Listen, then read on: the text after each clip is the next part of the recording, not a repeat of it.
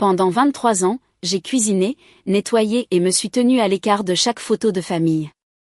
Quand ma grand-mère est décédée, ma mère a essayé de me laisser dans le couloir pendant la lecture du testament, jusqu'à ce que l'avocat dise « non. Elle reste ». Puis il a lu une lettre qui a rendu le visage de mon père livide. Pendant 23 ans, j'ai cuisiné, nettoyé et me suis tenue à l'écart de chaque photo de famille. Quand ma grand-mère est décédée, ma mère a essayé de me laisser dans le couloir pendant la lecture du testament, jusqu'à ce que l'avocat dise « non, elle reste ». Puis il a lu une lettre qui a rendu le visage de mon père livide. J'ai failli attendre dans le couloir. 23 ans de conditionnement m'ont presque coûté le bonheur. Et le plus effrayant, c'est à quel point j'étais proche de tout perdre. Comment j'avais effectivement reculé. Comment j'avais senti mon corps commencer son retrait habituel. Comment j'avais commencé à préparer mentalement la version de moi-même qui attend tranquillement à l'extérieur des pièces où les choses importantes se passent. La main de ma mère était sur la porte. Son sourire était doux, habituel, celui qu'elle utilisait en public quand elle avait besoin de gérer quelque chose sans que personne ne remarque qu'elle gérait. Attends juste dehors, Élodie. Ce sont des affaires de famille. Des affaires de famille. J'avais entendu ces deux mots à minuit. En frottant des casseroles qui n'étaient pas les miennes. Je les avais entendus l'été où je n'étais pas allée au bal de promo parce que quelqu'un devait être là quand Thomas serait rentré du sien. Je les avais entendus l'année où ma bourse universitaire était devenue la compte pour le quat de Thomas. Expliqué avec la douceur raisonnable de personnes qui n'ont jamais une seule fois remis en question la pertinence de leur raisonnement. Les affaires de famille chez nous avaient une signification précise que personne n'exprimait jamais directement. Cela signifiait que tu servais, mais que tu n'héritais pas. Mon pied se dirigeait déjà vers le couloir. 23 ans de conformité apprise ne sont pas une habitude. C'est un réflexe, aussi automatique et peu examiné qu'un clignement d'œil. Mon corps avait déjà accepté avant que mon esprit ne rattrape. Puis l'avocat leva les yeux. C'était un petit homme, maître Dubois. Un visage étroit, des lunettes sans monture, le calme particulier de quelqu'un qui a appris que la sérénité est plus puissante que la force. Il leva les yeux du dossier devant lui et me regarda spécifiquement, précisément comme s'il avait attendu ce moment exact et s'y était préparé. Non, dit-il, elle reste. Ma mère rit. Son rire mondain, léger et musical, celui conçu pour faire acquiescer une pièce en faisant passer le désaccord pour une chose petite et peu gracieuse. Je suis désolé. Votre mère était très spécifique. Il ne cligna pas des yeux. Élodie reste dans cette pièce. Mon père décroisa les jambes. Thomas posa son téléphone face contre table, c'est ainsi que j'ai su qu'il faisait réellement attention. Le visage de ma mère fit cette chose qu'il fait quand le spectacle dérape. L'irritation vacillant sous la surface comme une lumière derrière un rideau. Puis la panique, puis la chaleur habituelle qui revient à la place. Je m'assis directement en face de Maître Dubois. Personne ne me fit de place. Je ne le leur demandais pas. Il ouvrit le dossier. Il en sortit une enveloppe scellée. L'écriture de ma grand-mère était dessus. Ce tracé soigné familier, à l'encre bleue, légèrement compressé comme son écriture devenait quand elle était délibérée pour la pièce. Lisez tout à voix haute. Il rompit le sceau et ma grand-mère, morte depuis 6 jours, revint dans la pièce. Je dois vous dire ce que j'étais avant de vous dire ce que je suis devenue, car la distance entre ces deux choses est toute l'histoire. Je m'appelle Élodie Marie Hart. J'ai 31 ans, et, jusqu'à 6 jours avant cette lecture, j'étais la personne la plus efficacement invisible de ma propre famille. J'ai grandi dans une maison de 4 chambres à Tours, le genre de maison avec de bonnes fondations et de meilleures apparences, pelouse entretenue, couronne saisonnière sur la porte d'entrée, le calme approprié au quartier. Mon père, Philippe Hart, a passé 30 ans comme directeur d'agence à la Banque régionale du Centre. Ma mère, Isabelle, gérait le foyer avec l'efficacité organisée de quelqu'un qui a décidé que la gestion est plus importante que l'amour et s'est convaincu qu'elles sont la même chose. Mon frère Thomas a 34 ans. Il est la raison pour laquelle la maison avait 4 chambres au lieu de 3. Je ne veux pas dire que littéralement. Je veux dire que la maison existait dans la logique interne de la famille pour contenir et soutenir Thomas. Le reste d'entre nous était l'infrastructure. Thomas était l'enfant d'or, de la manière cristallisée spécifique des garçons à qui l'on dit tôt et souvent qu'ils sont exceptionnels et qui, par conséquent, ne développent jamais la musculature émotionnelle qui vient du fait d'être mis à l'épreuve. Il était beau d'une manière confortable et inoffensive. Il était charmant comme l'est un golden retriever. Tout enthousiasme facile et aucun effort réel. Il obtenait des notes moyennes que mon père décrivait comme solides et a joué 2 ans au football junior, ce que ma mère photographiait abondamment. Quand il a raté son permis 2 fois, mon père a appelé cela la construction du caractère. Quand j'ai raté un seul quiz en 8e, il y a eu une réunion de famille sur mes habitudes d'études. Je préparais le dîner 3 soirs par semaine, à partir de 11 ans, parce que maman disait que cela m'apprendrait la responsabilité. Thomas apprenait la responsabilité en recevant une moto à 13 ans. Je nettoyais la chambre de Thomas parce qu'il traversait une phase. La phase a duré jusqu'à ce qu'il déménage à 22 ans. Je pliais le linge de Thomas parce que c'était juste plus facile. Je réchauffais ses chaussettes, exactement 15 secondes avant de les lui apporter parce que 14 secondes les laissaient froides et 16 les rendaient trop chaudes. Et je savais cela parce que j'avais été corrigée assez de fois pour avoir appris la physique précise de la température des chaussettes. Je tiens à être clair. Je ne décris pas de maltraitance dramatique. Il n'y avait pas de cris, pas de violence, pas de confrontation dramatique à pointer du doigt. Ce que je décris est quelque chose de plus silencieux, à certains égards, plus difficile à nommer. Le message lent, constant, structurel que j'étais utile mais pas importante, que j'étais une fonction, pas une personne, que la photo de famille était pour la famille, et que je pouvais me tenir juste à l'extérieur du cadre parce que quelqu'un devait tenir l'appareil. J'ai manqué le bal de promo. J'ai manqué 2 dîners d'anniversaire où personne n'a mis mon couvert à table jusqu'à ce que je le signale. J'ai vu ma bourse universitaire, 14 000 €, que ma grand-mère avait spécifiquement désignée pour mon éducation, spécifiquement avec mon nom dessus, devenir l'acompte pour le quat de Thomas, expliqué comme une nécessité familiale. Avec l'implication que poser des questions à ce sujet rendrait les choses plus difficiles pour tout le monde. Ma grand-mère, Éléonore Hart, la mère de papa, la seule personne dans cette famille qui m'ait jamais regardée comme si j'étais le but plutôt que la périphérie, a tout vu. Je ne savais pas alors ce qu'elle faisait de ce qu'elle voyait. Je le sais maintenant. Grand-mère Éléonore est décédée un mardi de mars, à l'âge de 82 ans, dans sa propre maison, dans son propre lit, ce qui était exactement ce qu'elle avait prévu. Elle avait une directive anticipée déposée auprès de son médecin, le docteur Antoine Lefebvre à l'hôpital général de la Loire, avait ses affaires en ordre avec son avocat, et avait apparemment, j'allais l'apprendre, construit quelque chose en arrière-plan pendant la dernière décennie dont aucun d'entre nous, à l'exception d'une personne, n'avait la moindre idée de l'existence. Elle avait laissé des instructions concernant la lecture du testament. Des instructions spécifiques communiquées à Maître Dubois, Georges Dubois, un notaire, 28 ans de pratique, dont le bureau était dans un immeuble de briques rouges sur le boulevard Carnot avec un parking qui n'avait jamais assez de place. Tous les membres de la famille devaient être présents, y compris Élodie, surtout Élodie. Ma mère l'a appris lorsqu'elle a appelé le cabinet de Maître Dubois 3 jours avant la lecture, probablement pour organiser la logistique de la manière dont elle organisait tout, c'est-à-dire pour les arranger dans une configuration qui servait son résultat préféré. J'ai appris qu'elle avait passé cet appel parce que Maître Dubois m'a appelé directement après. Mademoiselle Hart, dit-il d'un ton mesuré, prudent, celui d'un homme choisissant ses mots avec précision. Je veux m'assurer que vous prévoyez d'assister à la lecture vendredi. Oui, dis-je. Bien sûr. Une pause. Bien, dit-il. S'il vous plaît, venez indépendamment de tout ce que vous pourriez entendre d'ici là concernant les horaires ou la présence. Votre grand-mère était très spécifique concernant votre présence. Je me souviens m'être tenu dans ma cuisine après qu'il ait raccroché, tenant mon téléphone, ressentant ce malaise spécifique d'une information qui n'avait pas encore de sens, mais qui portait du poids. Ma grand-mère avait dit à son avocat de s'assurer que je vienne. Pourquoi aurait-elle eu besoin de faire ça? J'y ai pensé pendant 2 jours, les retourner sous différents angles, et n'ai pas pu obtenir de réponse.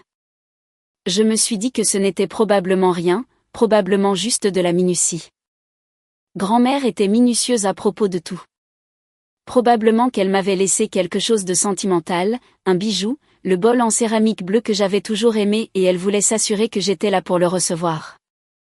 Je m'étais presque convaincue. Puis je suis arrivée au bureau de Dubois à 10 heures un vendredi et j'ai trouvé ma mère qui m'attendait sur le parking. Oh, Élodie. Sa voix portait cette chaleur spécifique qui me hérissait toujours les poils sur les bras. Tu n'avais pas besoin de conduire jusqu'ici. Nous pouvons nous en occuper pour toi. La succession n'est pas compliquée. Maître Dubois m'a appelé spécifiquement, dis-je. Les avocats sont si formels. Elle a agité la main. Ce n'est que procédural. Des affaires de famille, ma chérie. Pourquoi ne pas attendre à la maison? Je t'appellerai quand nous aurons terminé. Des affaires de famille. Cette phrase. La voilà. J'ai dit que j'attendrais à l'intérieur. Et je l'ai suivie dans le bâtiment. Et c'est là qu'elle a essayé l'histoire du couloir. Et c'est là que Maître Dubois a dit, non, elle reste. Et la porte du reste de ma vie s'est ouverte. Il a lu la lettre d'une voix complètement délibérément neutre. C'était le bon choix. Ma grand-mère l'avait écrite et elle n'avait pas besoin de performance. Le poids était dans les mots, l'accumulation de détails, la précision spécifique nommée et datée d'une femme qui avait passé des années à regarder et à écrire, et à ne rien dire. Attendant le moment où dire aurait de l'importance.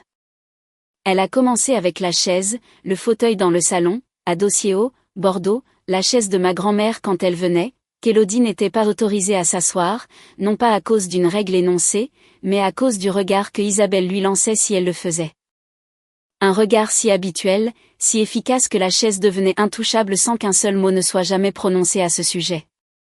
Elle a nommé le dîner d'anniversaire.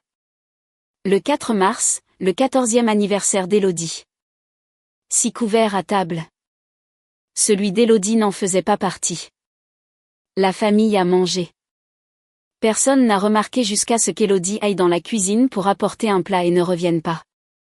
Éléonore était allée la chercher et l'avait trouvée en train de manger debout au comptoir. Elle a nommé la bourse universitaire, 14 000 €. Désignée par Éléonore elle-même dans une carte d'anniversaire l'année où Élodie a eu 16 ans, par écrit avec son nom dessus pour l'éducation d'Élodie. Dépensée pour l'acompte du quat de Thomas 3 ans plus tard avec une conversation livrée à Élodie sur les priorités familiales et comment Thomas en avait plus besoin, et que les filles mûrissaient plus vite, donc elle irait bien. Elle a nommé Sexgiving, pas un Sexgiving, 4 d'entre eux s'étalant sur une décennie, Élodie à la cuisinière pendant 6 heures, Isabelle à table, Philippe sculptant la dinde, Thomas sur le canapé, Isabelle disant à un moment donné chaque année d'une voix lumineuse et approbatrice. Comme pour faire un compliment, n'est-ce pas qu'Élodie est si serviable? Comme si être serviable était la seule chose qu'elle était autorisée à être. Comme si être serviable était sa propre récompense. Maître Dubois a tout lu sans inflexion, sans s'arrêter pour gérer la réaction de la pièce. Sans aucune conscience visible que le visage de ma mère était devenu de la couleur du lait caillé, ou que Thomas avait arrêté de faire semblant de regarder son téléphone, ou que les mains de mon père étaient très immobiles sur la table. Il a lu pendant 11 minutes. Je sais parce que je regardais l'horloge au mur comme j'avais regardé des horloges pendant 23 ans. L'habitude de quelqu'un qui a appris à suivre le temps, à savoir quand les choses vont se terminer, à avoir un compteur interne qui tourne même quand tout le reste est accablant. 11 minutes. Quand il a terminé, la pièce était si silencieuse. Je pouvais entendre le système de ventilation du bâtiment. Ma mère a bougé la première, comme elle le fait toujours. Maman était très malade vers la fin, dit-elle.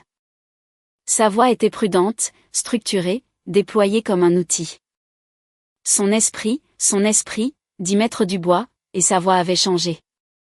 Toujours plate, mais avec quelque chose en dessous maintenant, quelque chose de définitif, était suffisamment clair pour exécuter un document légal témoigné par 3 parties, y compris son médecin personnel et 2 membres de ce cabinet. Le document a été préparé sur une période de 8 mois. Il a été révisé 4 fois.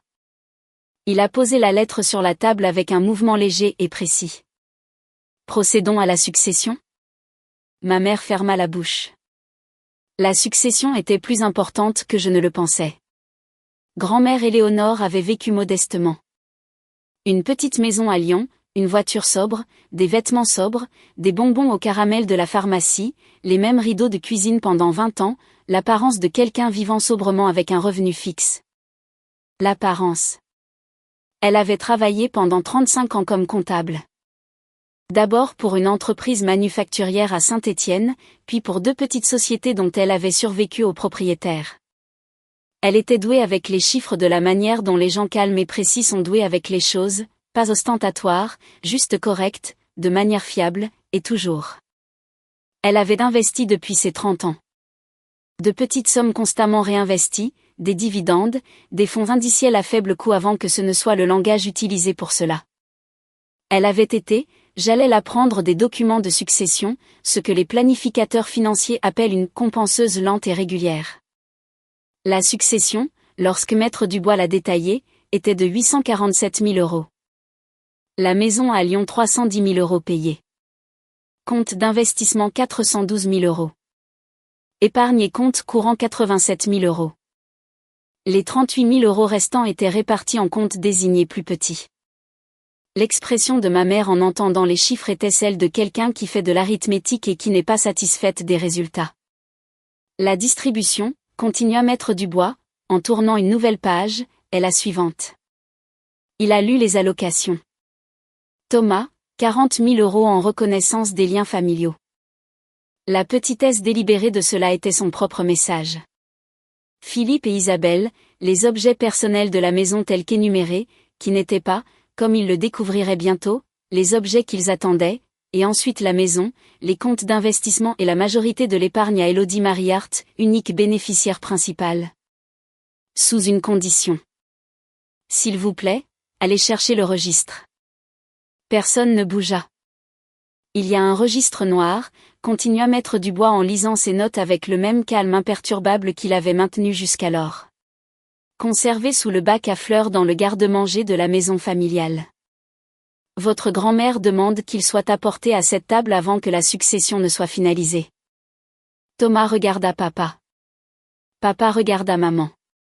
Maman regarda ses mains. Et je regardai quelque chose que je n'avais jamais vu en 31 ans de regard sur mon père.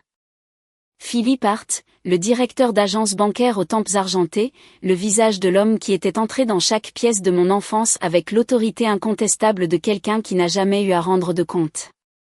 Il avala difficilement. Comme on avale quand quelque chose monte dans la gorge qu'on n'attendait pas. Il n'y a pas de registre, dit-il.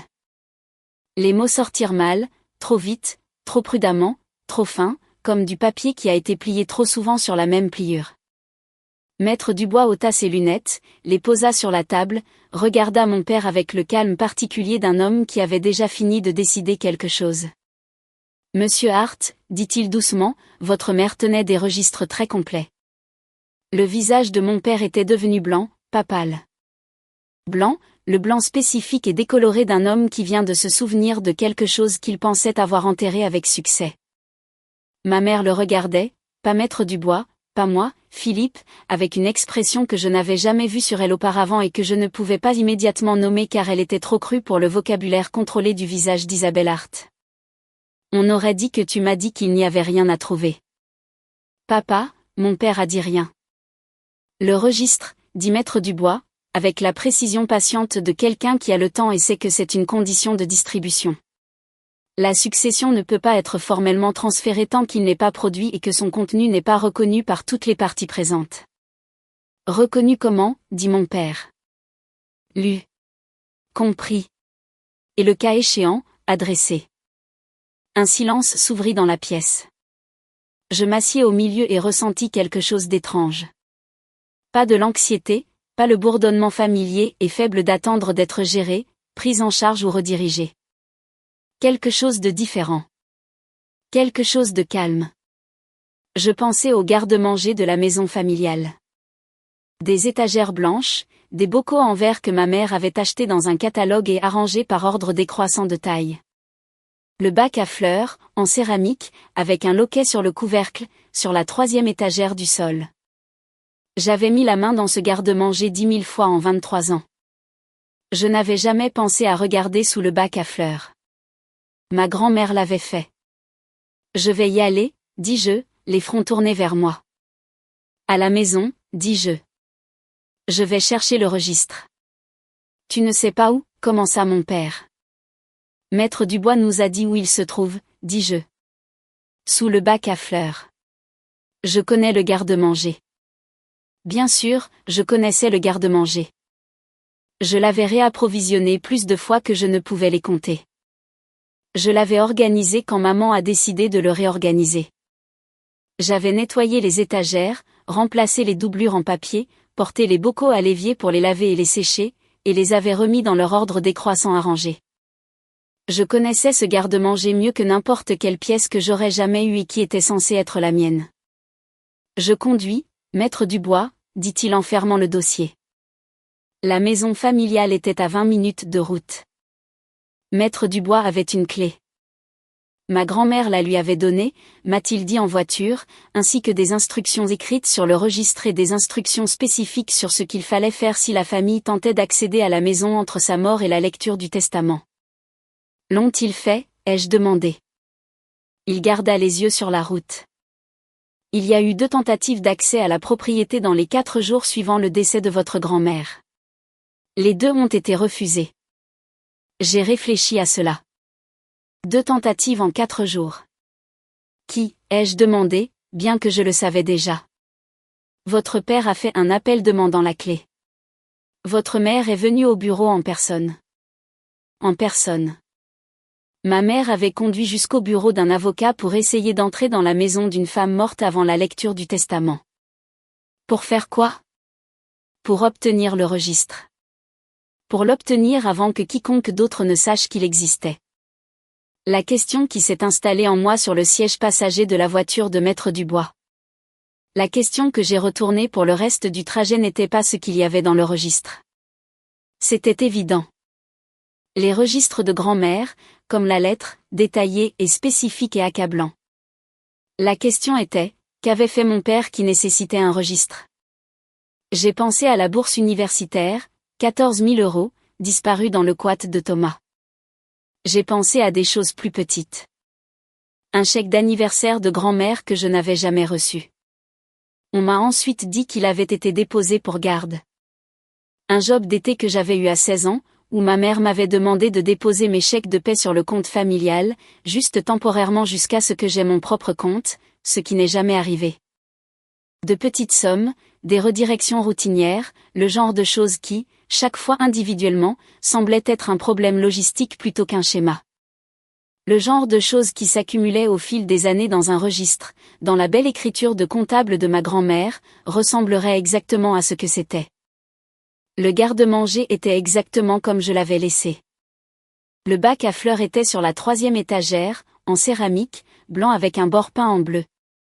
Je l'ai soulevé, plus lourd que je ne m'y attendais, et je l'ai posé sur le comptoir. Dessous se trouvait un cahier noir, du genre que l'on peut acheter dans n'importe quel magasin de fourniture de bureau, tenu fermé par un élastique. Je l'ai ramassé. Il avait du poids. Je l'ai remis à Maître Dubois. Il l'a tenu à 2 mains, ne l'a pas ouvert, et a hoché la tête une fois. Nous sommes retournés. La pièce était exactement comme nous l'avions laissée, sauf que tout le monde y avait vieilli d'environ 10 ans. Ma mère était assise très droite. Thomas regardait la table. Mon père avait les mains à plat sur la surface devant lui, sans bouger, dans la posture d'un homme qui se maintient par un effort conscient. Maître Dubois a posé le registre sur la table. Personne n'y a touché. Il l'a ouvert lui-même. Ma grand-mère avait été comptable pendant 35 ans. Le registre en témoignait. Il était daté, organisé, catégorisé et référencé. Un document qui tiendrait dans n'importe quel contexte où la minutie est requise, c'est-à-dire n'importe quel contexte juridique, ce que je crois qu'elle comprenait parfaitement. La première section, financière, détaillait, datée et sourcée. Chaque redirection d'argent qui m'était destinée et qui avait été détournée ailleurs. La bourse universitaire, le plus gros élément, 14 000 €, décembre de ma dernière année de lycée, pour le quat de Thomas. Mais pas seulement cela, les chèques d'anniversaire de grand-mère, 11 d'entre eux sur 11 ans, allant de 200 € à 500 €. Chaque fois accompagnée d'une note sur ce qu'elle avait écrit dans la carte et ce qu'elle avait appris plus tard qu'il était réellement arrivé à l'argent. Un job d'été, 2 étés, des chèques de paie déposés sur le compte familial et jamais transférés. De l'argent de Noël 2 fois. Total environ 207 400 € sur 15 ans. Les mains de mon père sur la table commencèrent à trembler très légèrement, juste assez pour le voir. C'est, commença-t-il, documenté. Maître Dubois dit, sans lever les yeux du registre, votre mère a obtenu les relevés bancaires grâce à ses propres contacts bancaires. Elle était méticuleuse. La deuxième section n'était pas financière. C'était personnel, un récit chronologique d'incidents dont ma grand-mère avait été témoin ou en avait entendu parler. Des incidents qu'elle avait observés lors de visites familiales et qu'elle avait écrits ensuite. Des incidents que je lui avais racontés apparemment lors de conversations que j'avais eues dans son dos autour d'un thé où je pensais simplement parler, simplement traiter. Et elle avait écouté avec l'attention concentrée d'une femme prenant un témoignage, le dîner d'anniversaire, le bal de promo, la chaise, la phrase de Thanksgiving sur Elodie étant serviable répétée 4 années de suite. Et des choses que je lui avais dites et que je n'avais dites à personne d'autre. La fois où ma mère m'a dit, quand j'avais 19 ans et que j'avais été acceptée dans une université de 4 ans à Paris, qu'il vaudrait peut-être mieux que je reste locale parce que la famille avait besoin de moi ici. Je suis restée. J'ai fait une école de commerce puis j'ai transféré et j'ai travaillé 2 emplois et j'ai payé mes propres frais. Et pendant des années, je m'étais dit que c'était un choix raisonnable, un choix mature, un choix que j'avais fait. Elle l'avait écrit. La date, ce que j'avais dit au téléphone, ce qu'on m'avait proposé et ce dont on m'avait détourné. Thomas lut par-dessus la table. Je ne savais pas pour la bourse universitaire, dit-il doucement. Je sais, dis-je. Il me regarda. Grand-mère l'a noté, dit Maître Dubois, pas méchamment. Elle a trouvé la page. Elle écrit, Thomas ne sait rien de la bourse d'Élodie. Il n'est pas responsable de la décision. Il bénéficie d'un système que ses parents maintiennent, mais les décisions étaient les leurs. Thomas mit la tête dans ses mains. Mon père n'avait pas bougé. Ma mère dit, c'est une affaire de famille privée. Quoique mère ait enregistré, c'était son interprétation des événements et des interprétations. Madame Hart, la voix de Maître Dubois n'avait pas changé de volume ou d'inflexion, mais quelque chose en elle l'a arrêté. Les registres financiers ne sont pas des interprétations. Ce sont des transactions documentées. Votre mère les a recoupées avec des relevés bancaires qui sont également dans ce dossier. Il leva le dos du registre. Une poche cachée à l'intérieur du dos. Des photocopies de relevés bancaires agrafés par ordre chronologique.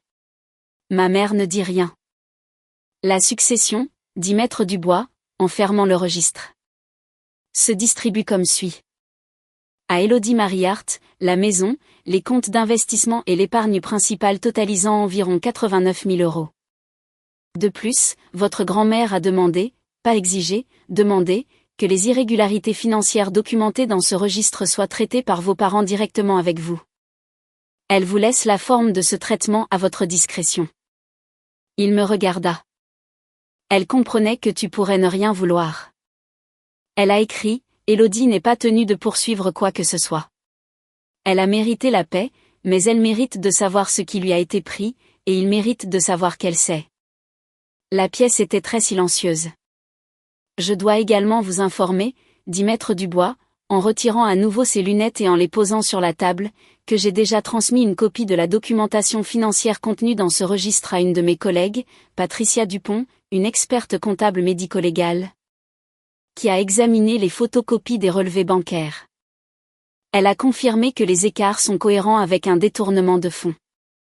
J'ai également, sur instruction spécifique de votre grand-mère, partagé cette documentation avec le détective Claire Martin de l'unité des crimes financiers du Loiret. Les mots tombèrent dans la pièce comme des pierres jetées dans l'eau calme. Détective crime financier. Les mains de mon père arrêtèrent de trembler. Elles devinrent complètement immobiles. C'est, continua Maître Dubois, une mesure préventive prise à la demande de votre grand-mère pour s'assurer que la documentation était correctement conservée, quels que soient les événements survenus lors de cette réunion. Que la police poursuive ou non dépend de facteurs indépendants de ma volonté, mais le record existe. Mon père me regarda pour la première fois en 31 ans, Philippe Hart, le directeur d'agence bancaire aux tempes argentées, le porteur d'autorité, Philippe Hart, me regarda avec quelque chose que je n'avais pas de mots pour à l'époque. Et que j'ai depuis identifié comme l'expression d'un homme qui a été complètement vu. Élodie, dit-il. Sa voix sortit de la mauvaise taille, trop petite, trop incertaine. La voix d'un homme qui a perdu ce qui le rendait grand. Je n'ai pas répondu. Je n'en avais pas besoin.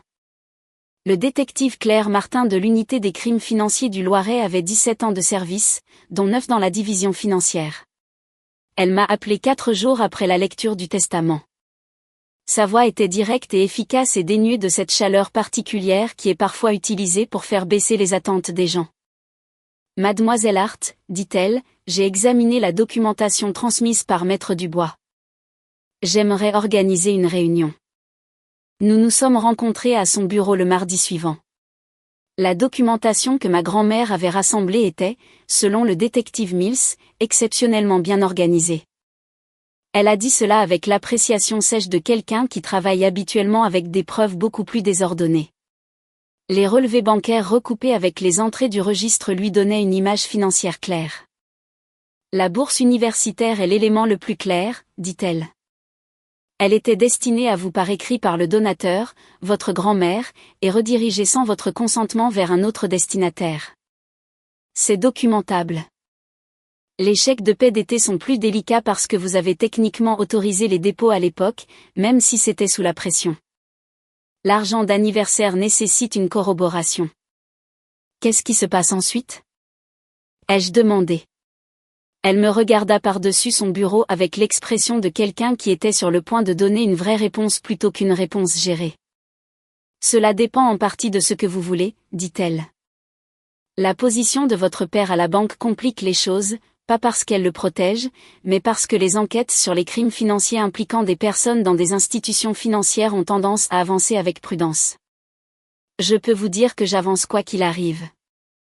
Mais si vous demandez s'il fera face à des accusations, c'est la décision du procureur, pas la mienne.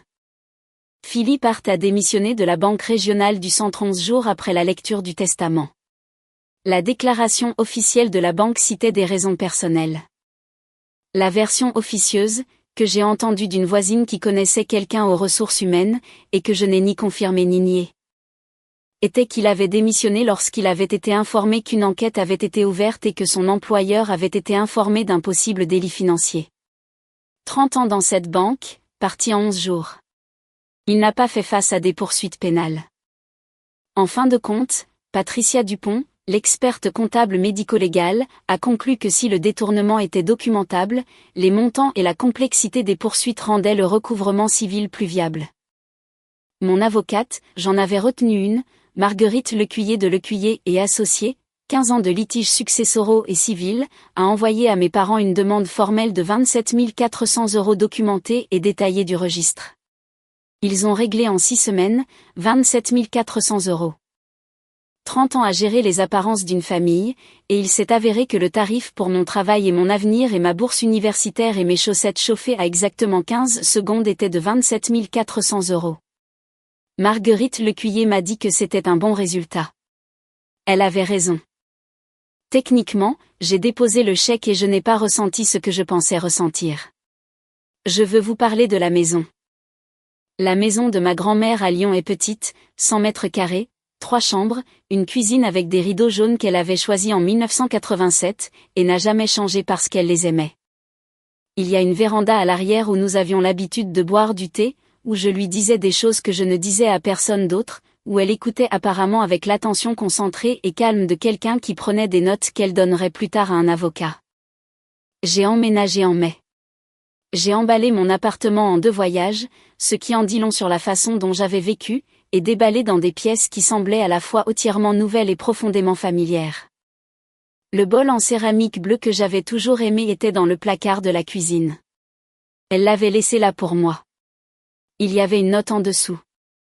Je t'ai toujours vu tendre la main vers celui-ci. Dans la 2e chambre, j'ai aménagé un bureau. Je travaille à distance maintenant.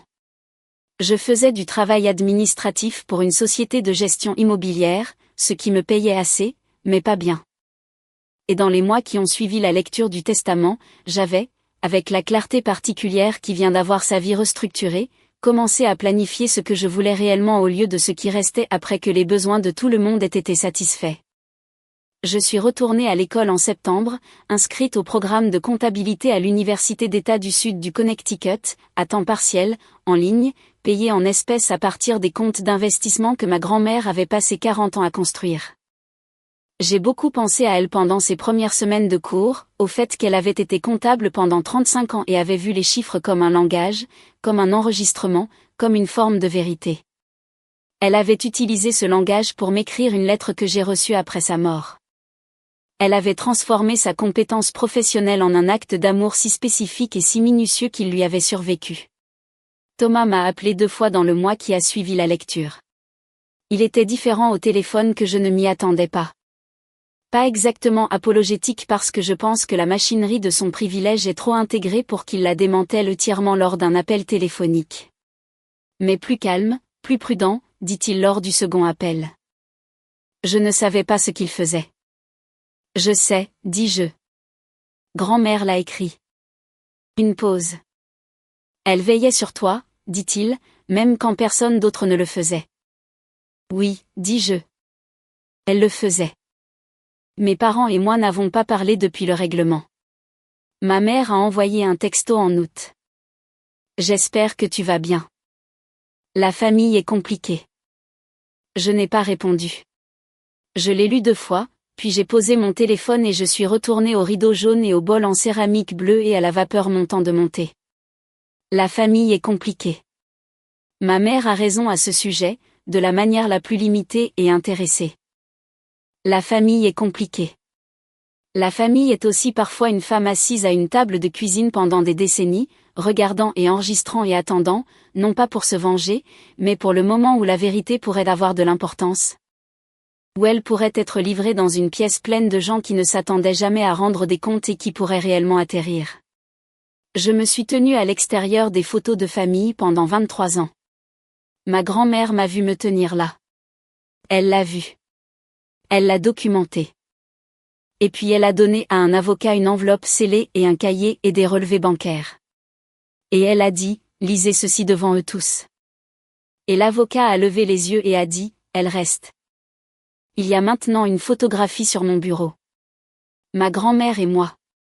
Sur sa véranda, 2019. Je tiens une tasse de thé. Elle me regarde avec l'expression que je ne savais pas nommer quand elle était vivante et que je peux maintenant nommer sans difficulté. Elle me regarde comme si j'étais le but. Pas la périphérie. Pas celle qui est serviable.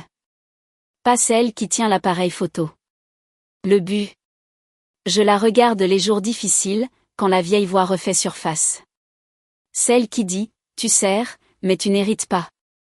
Celle qui a 17 ans de pratique et connaît toutes mes faiblesses.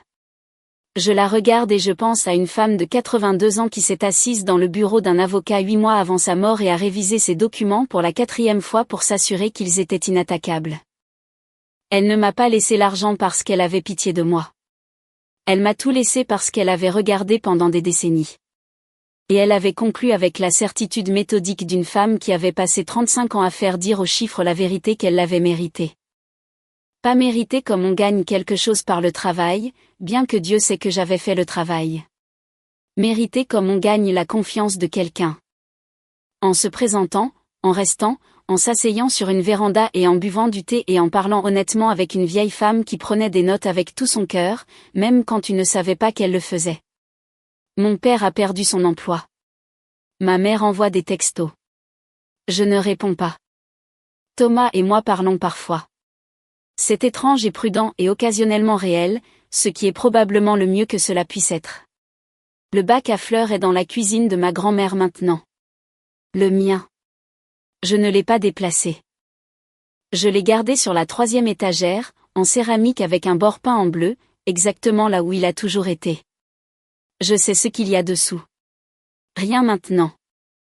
Le registre est dans une boîte ignifugée dans mon bureau, avec le reste des documents de succession et la lettre que Maître Dubois a lue à voix haute dans cette salle de conférence. Je n'ai pas besoin de l'ouvrir. Il me suffit de savoir qu'il existe. Ma grand-mère a construit un témoignage de ma vie alors que j'étais trop entraînée pour en construire un pour moi-même.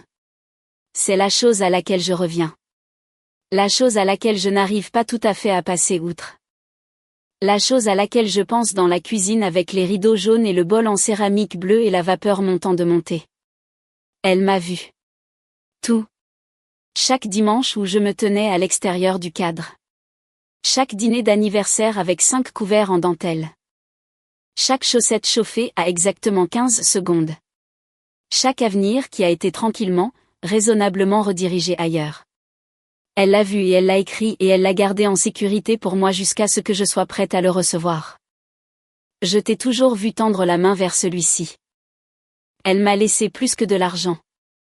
Elle m'a laissé la preuve que j'étais digne d'être vue et qu'en fin de compte, c'était l'héritage qui comptait.